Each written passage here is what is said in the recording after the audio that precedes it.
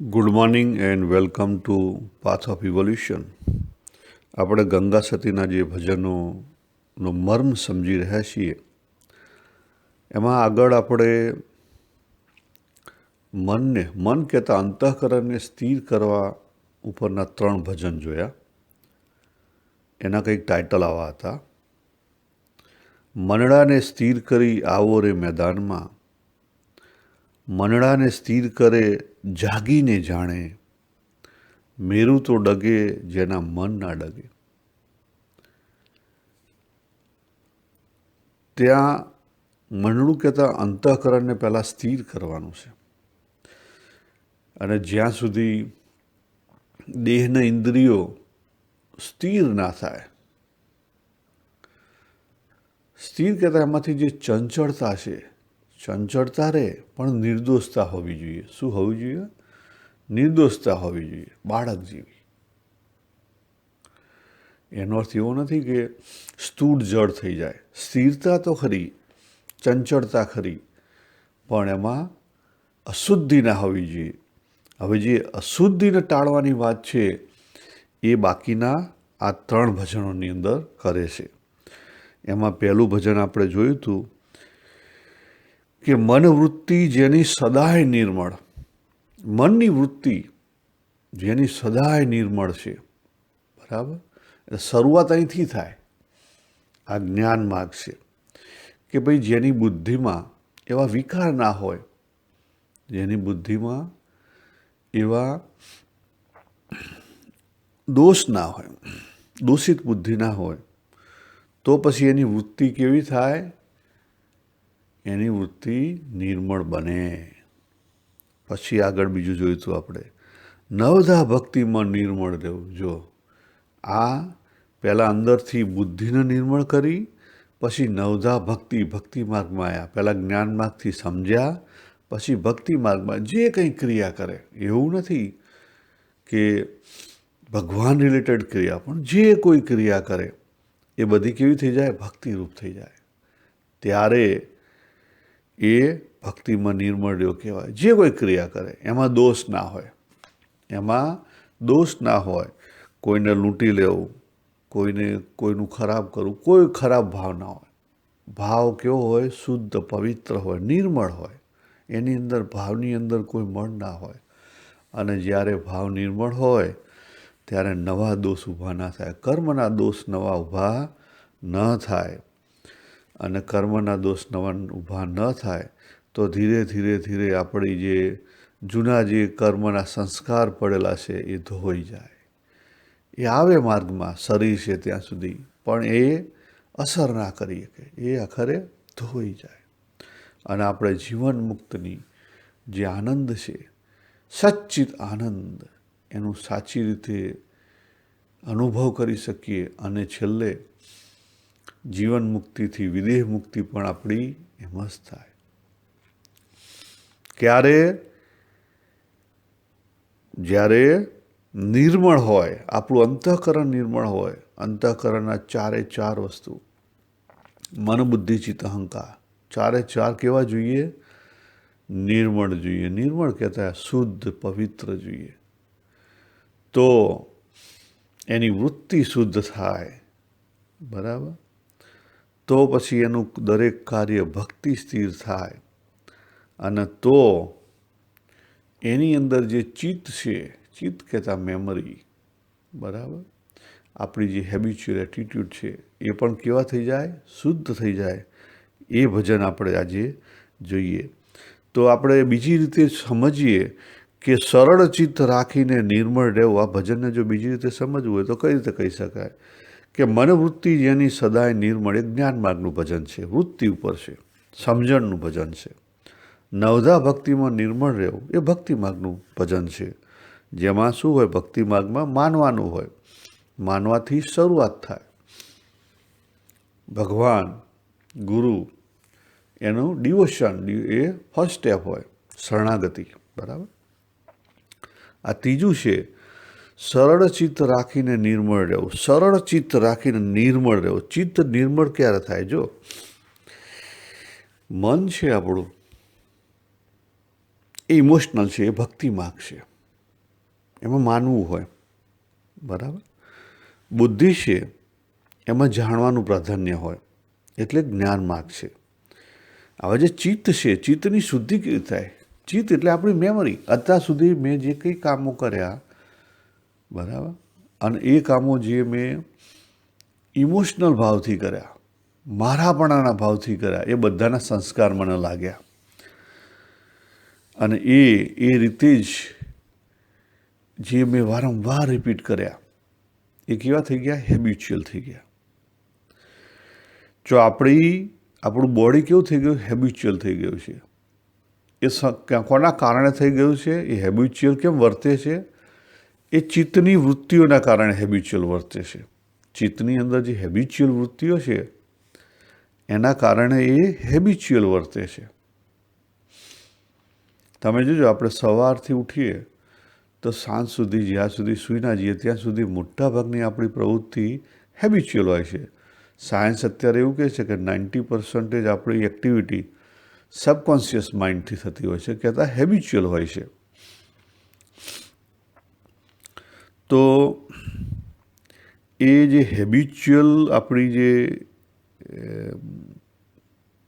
ઘણા બધા સ્વભાવ આપણા છે, એ હેબિચ્યુઅલ હોય, એ આપણને ના ગમતા હોય. તો એ કેવી રીતે દૂર થાય? બરાબર. તો એના માટે કર્મયોગ કહેતા સેવા કરવી પડે. નિસ્વાર્થ ભાવે સેવા કરવી પડે તો જે બોડીની હેબિચ્યુઅલ વૃત્તિ છે ને ઘટી જાય, દૂર થાય. બરાબર. અને બીજું કઈ રીતે ઘટે? તો બીજો માર્ગ છે જેને ધ્યાન યોગ કહે છે. છઠ્ઠા પ્રકરણમાં જે ભગવાને વાત કરી, રાજયોગ, ધ્યાન યોગ. એને પછી ટૂંકમાં સમજવું હોય તો હઠયોગ પણ ઘણા કહે છે, કુંડલિની યોગ પણ કહે છે. તો જેની અંદર પહેલાં બોડીને હઠયોગથી સ્થિર કરવામાં આવે, એની જે હેબિચ્યુઅલ વૃત્તિ છે એમાંથી દૂર કરવામાં આવે. બરાબર. એટલે કર્મયોગ થઈ ગયો.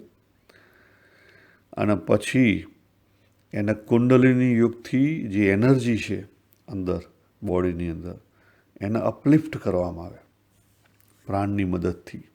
બોડી અને મનને અલગ કરી પ્રાણની મદદથી, કારણ કે પ્રાણ જ્યાં સુધી સમજો નહીં ત્યાં સુધી બોડી અને મન અલગ ના થાય. કેવું છે પેલું કેળું હોય, એની જે બહારની છાલ છે એ આપણી બોડી છે, અને અંદરની છાલ છે એ આપણું અંતઃકરણ છે, અને બેની વચ્ચે જે પેલા રેસા હોય છે એ આપણો પ્રાણ છે. જ્યાં સુધી પ્રાણ સમજાય નહીં ત્યાં સુધી કેળું પાકે નહીં. જ્યાં સુધી પ્રાણ સમજાય નહીં ત્યાં સુધી કેળું પાકે નહીં. ત્યાં સુધી અંતઃકરણ બોડી એક વર્તે.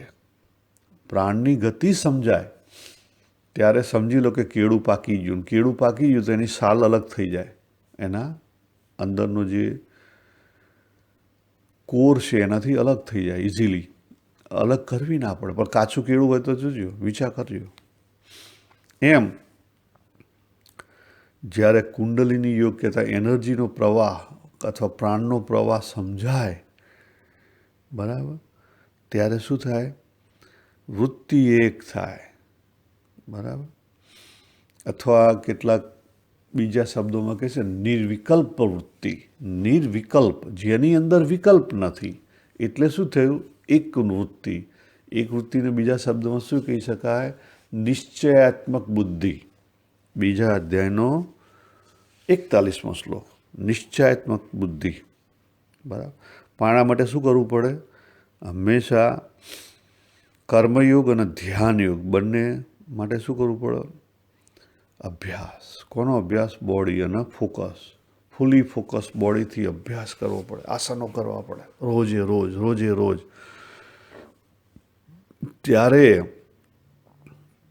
એ વસ્તુ થઈ શકે. સતી આપણને અહીંયા આ વસ્તુ શીખવા માગે છે કે ભાઈ કઈ રીતે થઈ શકે. બરાબર. તો આપણે એને વાંચીએ.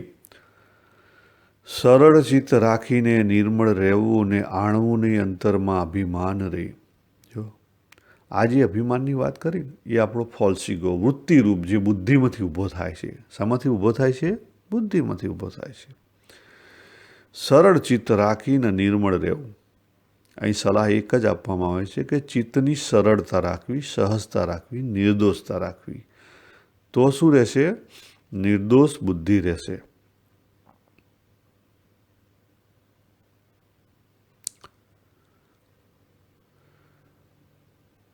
ને પાણી માત્રમાં સમદ્રષ્ટિ રાખવીને અભ્યાસે જીતવો અપાન રે.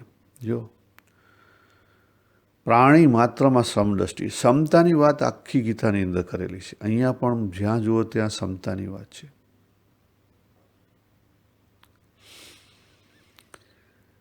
જ્યાં સુધી દ્રષ્ટિમાં ફેર ના થાય, જ્યાં સુધી અંતઃકરણ બદલાય નહીં, ત્યાં સુધી બોડીના જે સ્વભાવ છે બદલાય નહીં. બરાબર? અને એ જ્યાં સુધી પ્રાણ ના બદલાય ત્યાં સુધી સ્વભાવ ના બદલાય.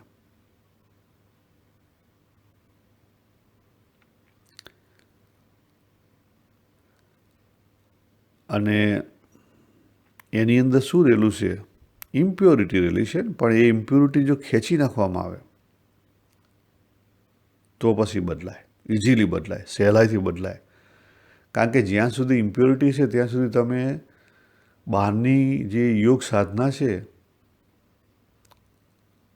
બાબા રામદેવની, એ ગમે એટલી કરશો પણ એમાં પરિણામ નહીં મળે. એના માટે બધું બદલવું પડે. ખોરાક બદલવો પડે અને આપણું જે અંતઃકરણ છે એમાં જે આપણી વિચાર શક્તિ છે એને બદલવી પડે. આપણી જોવાની દ્રષ્ટિ છે બદલવી પડે. કીધું ને, પ્રાણી માત્રમાં સમદ્રષ્ટિ રાખવી ને અભ્યાસે જીતવો. પછી પ્રેક્ટિસ કરવી પડે. અભ્યાસે જીતવો અપાન રે. જે અપાન છે, જેના કારણે અશુદ્ધિ છે, એ અભ્યાસે પછી જીતવો.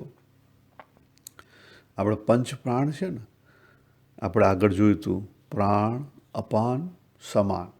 બરાબર? પહેલાં પ્રાણ અને અપાન બેને સમજી અને બેનું જે અત્યારે હાલ શું છે, આપણે ઇમ્બેલેન્સ છે ને બેલેન્સ કરવાના છે, તો સમાનમાં જઈ શકાય. અને એ સમાનમાં આવે પછીના જે બે પ્રાણ છે એની ઉપર કામ થઈ શકે. અને પછી પાંચે પ્રાણને રિધમમાં લાવવાના છે. શું કરવાનું છે? પાંચે પ્રાણ છે, પ્રાણ શક્તિ, પાંચે પ્રાણ, એને રિધમમાં લાવવાની છે. રિધમમાં લાવવાની છે એટલે એકત્વમાં લાવવાની છે, હાર્મોનીમાં લાવવાની છે. એટલે પ્રાણની સાથે જ અપાન વર્ક કરે, બેનો બેલેન્સ હોય એટલે ઇમ્બેલેન્સ થાય નહીં. બરાબર? તો સમાનામાં આપણું સ્થિતિ રહે.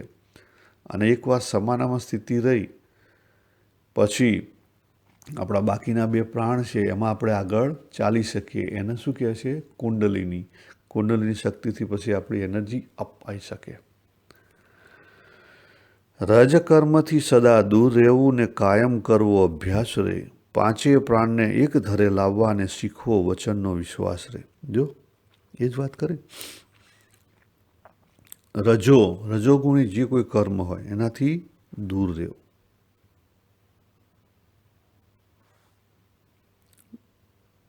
બરાબર? રજોગુણી કર્મ એટલે, રજોગુણી કર્મ હું તમને એક સિમ્પલ એક્ઝામ્પલ આપું કે આપણને જે પંચ વિષય છે, પંચ વિષય, ઇન્દ્રિય અને મન, આ ત્રણ ભેગા થઈને જેનો ભોગ કરે ને એને રજોગુણી કહેવાય. એટલે કે સપોઝ તમને ખાવામાં બહુ રસ હોય તો પંચ વિષયમાં ફૂડ આવ્યું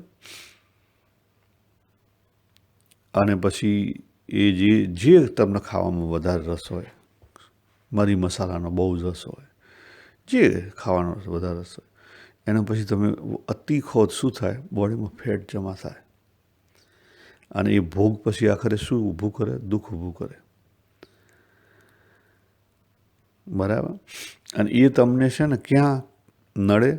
આ જે વાયુ જીતવાના છે ને, પ્રાણ જીતવાના છે, એમાં તમને આડા આવે એટલે તમારા આસન સાચી રીતે ના થઈ શકે.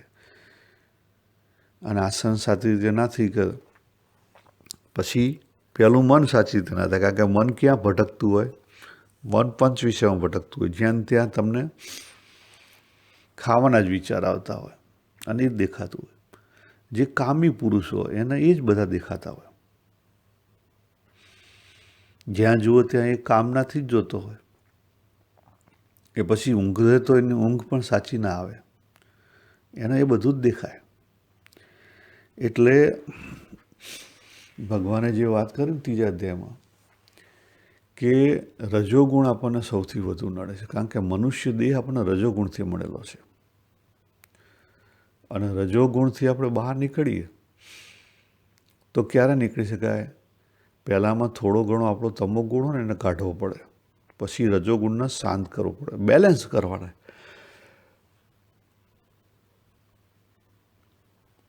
કાઢી નથી નાખવાના, બેલેન્સ કરવાના, સમત્વમાં લાવવાના છે. પછી શું કહે છે? ડાબી ઈંગલા અને જમણી પિંગલા અને રાખવું સ્વર ભેદમાં ધ્યાન રે. જો આ આપણી 3 મેઇન નર્વ સિસ્ટમ છે, બરાબર? જે આપણા શાસ્ત્રોમાં આ રીતે કહેવામાં આવેલું છે: ઈંગલા, પિંગલા અને વચલી સુષુમ્ના. તો જે અને એ પ્રમાણે આપણા જો તમે જુઓ અત્યારે સાયન્સમાં પણ બ્રેઇનમાં એ જ વસ્તુ છે. બંને બ્રેઇન છે, એ બંને બ્રેઇનની અલગ અલગ રીતે કામ કરે છે. એકની અંદર ઇમોશન છે, બીજાની અંદર તર્ક છે, મેથેમેટિક્સ છે. તો શું કરે? ડાબી ઈંગલાને જમણી પિંગલાને રાખવું સ્વર ભેદમાં ધ્યાન રહે. તો એ બંનેની ગતિને બેલેન્સ કરો તો ક્યાં આવી ગયા તમે? સુષુમ્નામાં આવી ગયા, મધ્યમાં આવી ગયા, બરાબર? પછી શું કહે છે? સ્વર ભેદમાં ધ્યાન રાખવાનું. ફોકસ ક્યાં રાખવાનું છે? સ્વર ભેદમાં. હવે સ્વરના ભેદ ક્યાં છે ખબર છે? કાશ્મીરી સેવિઝમમાં એ આપણું જે શાસ્ત્રો છે, સ્વરશાસ્ત્ર, એમાં પરા, પછી પશ્યંતી, મધ્યમાં અને વૈખરી, જે સ્વર છે, આપણે જે અવાજ નીકળે છે, એ 4માંથી પસાર થઈને 4થામાં આવે છે. પરામાંથી ઊભો થાય. એનર્જી ક્યાંથી આવે? પરામાંથી. સ્પંદન થાય, બરાબર? ત્યારે પશ્યંતીમાં પહોંચે. એમાં મૂવમેન્ટ આવે એટલે પશ્યંતીમાં પહોંચે. એટલે પરાન પશ્યંતીમાં શુદ્ધતા હોય. પશ્યંતીમાં પૂરેપૂરી શુદ્ધતા હોય. એમાં જે આપણે કહીએ કે કોઈ પણ વસ્તુનું આપણે હું શબ્દ બોલ્યો, કોઈ પણ શબ્દ બોલ્યો કે ટેબલ, તો ટેબલ અલગ છે, હું બોલનારો અલગ છું, અને ટેબલનું જ્ઞાન મને જે છે, ટેબલ નામ કે ભાઈ 4 પાયા હોય, એનું ઉપર લાકડાનું ઉપર બોર્ડ હોય, એ જે જ્ઞાન છે એ અલગ છે. એટલે 3 વસ્તુ અલગ થઈ ગઈ ને. નોવર, નોન અને નોલેજ, આ 3 વસ્તુ અલગ થઈ ગઈ. આ 3 વસ્તુ ભેગી હોય પશ્યંતીની અંદર, અલગ ના હોય.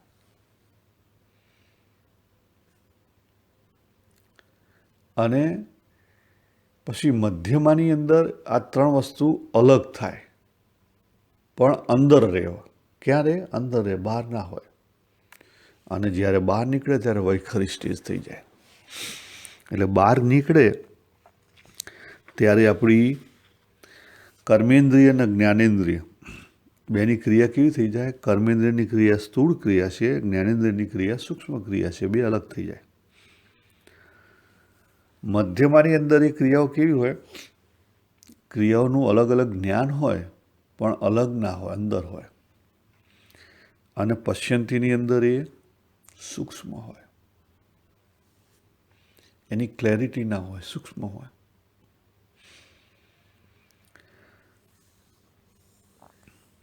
એટલે એનો અભ્યાસ કરવો પડે. તો કઈ રીતે પશ્યંતીમાં જઈ શકાય? હું તમને એક સિમ્પલ એક્ઝામ્પલથી સમજાવવા પ્રયત્ન કરું મારી સમજણ મુજબ. તો અત્યારે અહીંયા સપોઝ આપણે ઘર મંદિરમાં જઈએ તો ભગવાનની મૂર્તિ હોય, ભગવાનની મૂર્તિને આપણે નમસ્કાર કરીએ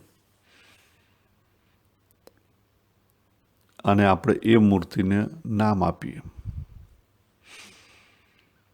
કે ભાઈ રાધા કૃષ્ણ કે સ્વામિનારાયણ, બરાબર? તો એ મૂર્તિ બહાર છે, મારાથી અલગ છે, અને પછી હું એમને મેં માનેલું છે નામ હું એમને આપું છું, અને પછી ત્યાં એ મંત્રનું ઉચ્ચારણ કરું છું. તો આ વખતે મારું જે અંતઃકરણ છે, મારી બુદ્ધિ છે, મારી જે સમજણ છે, કોર છે, જીવની અંદર જે કોર છે, અંદરનો ભાગ, એ કોરની અંદર કયું જ્ઞાન છે કે હું અલગ છું, આ મૂર્તિ અલગ છે, અને એ મૂર્તિને હું જે જાણું છું એ અલગ છે. થઈ ગયું 3 વસ્તુ અલગ. હવે એથી તમે પાછા હટી જાઓ. તમે મોઢેથી બોલશો નહીં, ઊંચા સ્વરે ના બોલો, પણ તમે શાંતિથી મેડિટેશનમાં બેઠા છો અને પછી ભગવાનનું નામ લો.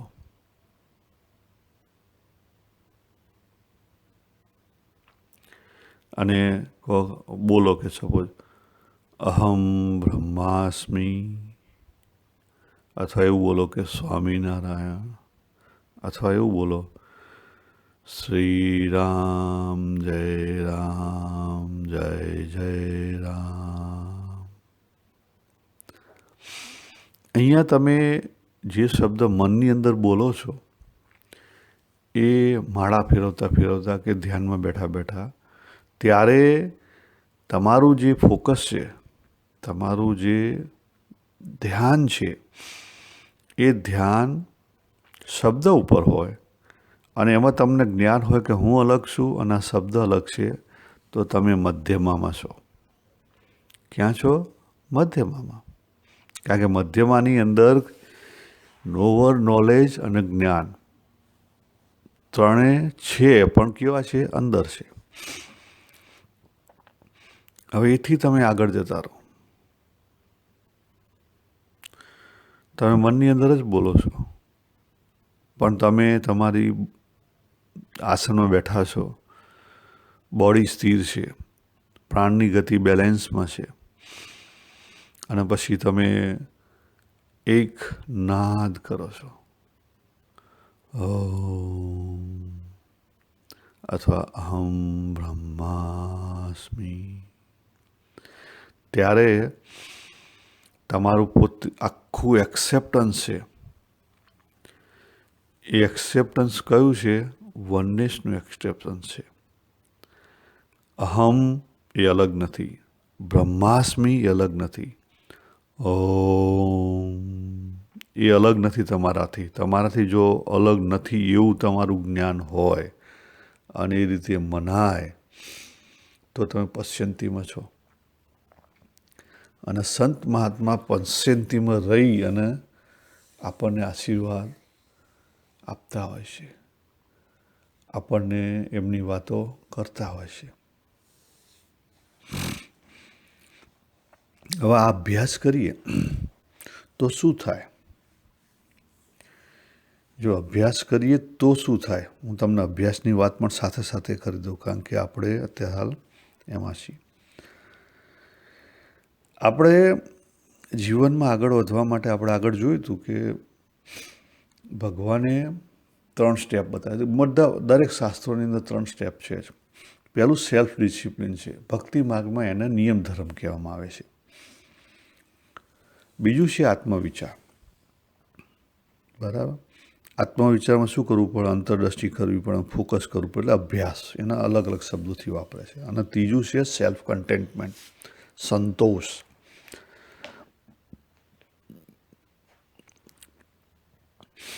આ જ વસ્તુ આજે 3 સ્ટેપ છે. આપણે આગળ જોયું હતું કે ભગવદ્ ગીતાની અંદર પણ આ 3 સ્ટેપ છે. કોઈ પણ શાસ્ત્ર તમે જુઓ, અને વચનામૃતમાં પણ આ છે, મધ્યનું બીજું. હવે અભ્યાસ આપણે કેવી રીતે કરવો? બરાબર, અંતરદૃષ્ટિ કરવાની, પછી જે ભૂલો થતી હોય એને સુધારવાની અને ફોકસ અનાત્મ તરફથી ખેંચી લેવાનું. અને એ અભ્યાસ પછી આપણી જે કર્મેન્દ્રિય જ્ઞાનેન્દ્રિય એની સાથે કેવી રીતે થાય? તો સપોઝ સિમ્પલ આપણે વાત કરીએ કે અત્યારે જે શબ્દ બોલીએ છીએ એ શબ્દ શું છે? કર્મેન્દ્રિય છે. સ્પીચ એ કર્મેન્દ્રિય છે. અને એનું અર્થઘટન કરીએ છીએ, જે શબ્દ સાંભળીએ છીએ એ કેવી છે? જ્ઞાનેન્દ્રિય છે. એનું જે જ્ઞાન થાય છે એ જ્ઞાનેન્દ્રિય છે. તો આપણે એ બંનેમાં ગતિ કોની છે? મનની છે. જ્યારે શબ્દ બોલાય બરાબર ત્યારે મન બહાર જાય, રાઈટ. જ્યારે શબ્દ સંભળાય ત્યારે પણ મન બહાર જાય. એ બહાર તરફ મનની ગતિ છે. આપણે જો પરામાંથી મન ઊભું થાય, પરા, પશ્ચંતી, મધ્યમાં અને વૈખરી, મન ઊભું થયું. મન એ વેવ જેવું છે. ઓશનમાંથી ઊભું થાય ને પાછું ઓશનમાં સમાઈ જાય. એને તમે પકડવા જો તો પકડાય નહીં. તો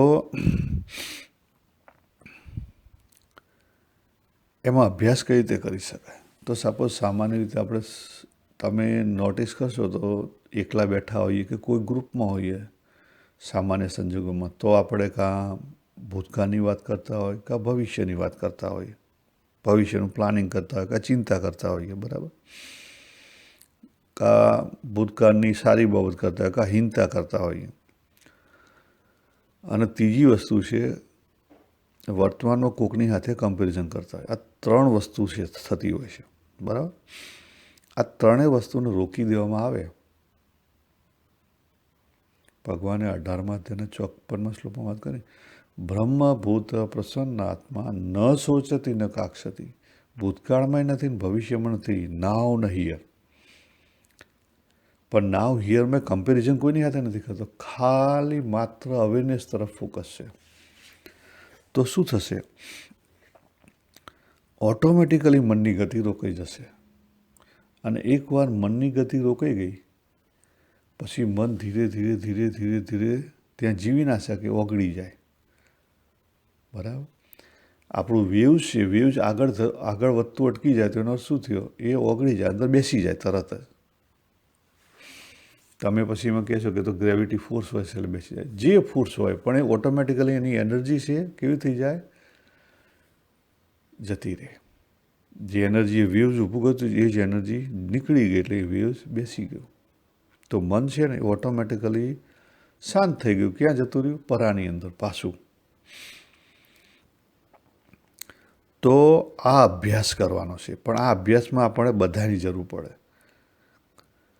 આપણા શરીરની જરૂર પડે, ઇન્દ્રિયની જરૂર પડે, પ્રાણને સમજવા પડે, બરાબર. અને એના લઈ અને જે કંઈ ખાવું પીવું બેસવું ઉઠવું બધાની ટેવો સમજવી પડે. આપણે આગળ જોઈએ શું કહે છે? એ જ વસ્તુ કહે છે. જો ડાબી ઈંગલાને જમણી પિંગલાને રાખવું સ્વરભેદમાં ધ્યાન રહે. સ્વરભેદ ખેલ કહ્યું કે ધ્યાન ક્યાં રાખવાનું છે? પરાપશ્યંતી મધ્યમાં અને વૈખરી ઉપર. સૂર્યમાં ખાવું ને ચંદ્રમાં જળ પીવું. એનો અર્થ શું થયો? કે દિવસ દરમિયાન જે કંઈ સાત્વિક ફૂડ ખાવાનો હોય એ લેવો, અને જ્યારે ચંદ્રમાં આવવું એટલે કે રાત્રિ દરમિયાન જળ ગ્રહણ કરવું. આ શરીર માટે છે, બરાબર. શરીર સારું હોય, સ્થિર હોય તો બોડી પેલું મન સારું, અંતઃકરણ સ્થિર રહી શકે, બરાબર. ને કાયમ રહેવું, વર્તમાન રહે. નાડી શુદ્ધ થયા પછી અભ્યાસ જાગે. જો અહીં સાચી વાત કરી દીધી. નાડી શુદ્ધ થયા પછી કહેતા આ બધી પ્રેક્ટિસ થાય અને મન આપણું સ્થિર થાય, બરાબર. અને અંદરથી જે અશુદ્ધિ છે અશુદ્ધિ દૂર થાય, મળ દૂર થાય અને નિર્મળ બને પછી અભ્યાસ જાગે. પછી તમે એ પ્રેક્ટિસ કરી શકો. મેં વાત કરી જે પ્રેક્ટિસની, મનની ગતિ ઓટોમેટિકલી પછી રોકાઈ જાય. પછી મન દોડે નહીં, ભાગે નહીં. એમ નક્કી જાણવું નિર્ધાર રે. ગંગા સતી એમ બોલ્યા ખેલ છે અગમ અપાર રે. આ જે ખેલ, આ જે ટ્રીક છે, આ ખેલ છે. આ ખેલ એટલે તમે જગતની દૃષ્ટિથી જુઓ તો ભગવાનની લીલા છે, અને આપણી પોતાની દૃષ્ટિથી જોઈએ તો એ આપણો જ ખેલ છે. તો આપણે આપણા અભ્યાસ કરી અને એ ખેલ આ વસ્તુ સમજવી પડે. જ્યાં સુધી સમજાય નહીં ત્યાં સુધી પ્રેક્ટિસમાં ના આવે, અને પ્રેક્ટિસમાં ના આવે ત્યાં સુધી દરેક સાથે પ્રેમ ભાવ ન થાય. એ કહેતા ભક્તિ ના થાય, સાચી ભક્તિ ના થાય. તો જે આપણાથી અલગ મનાય છે, કર્મયોગ, જ્ઞાનયોગ, ધ્યાન યોગ, ભક્તિ યોગ, એ અલગ નથી. એ ચારે એકબીજાને આશ્રિત છે. આપણું અંગ જે હોય એ અંગ મુજબ આપણે ભક્તિ કરવાની છે, અને પછી ચારેને સાથે લઈ અને પૂર્ણ કરવાના છે. જો ભગવાન સ્વામિનારાયણે પણ એ જ વાત કરી. ધર્મ, જ્ઞાન, વૈરાગ્ય અને ભક્તિ પૂર્ણ થશે ત્યારે સાચું બ્રહ્મરૂપ થવાશે. તો આપણે આ વસ્તુ જોઈ કે જ્ઞાન માર્ગમાં સતી મનોવૃત્તિ જેની સદાય નિર્મળ, ત્યાં આપણને વાત કરી કે જો આપણું અંગ હોય તો એ રીતે વર્તવું. ભક્તિ માર્ગનું આપણું અંગ હોય તો નવધા ભક્તિમાં નિર્મળ રહેવું, એમાં આપણને ડાયરેક્શન આપી છે. અને આપણે કર્મયોગી હોઈએ કે રાજયોગી કે ધ્યાનયોગી હોઈએ તો સરળ ચિત્ત રાખીને નિર્મળ રહેવું, એમાં આપણને પ્રેક્ટિસ બતાવી છે. એ આપણે સમજ્યા અને એ આપણે જીવનમાં ઉતારીને આગળ વધવાનું છે, અને એ મુજબ જીવન જીવવાનું છે. તો અહીંયા આપણે પૂરું કરીએ. શ્રી સ્વામિનારાયણ ભગવાનની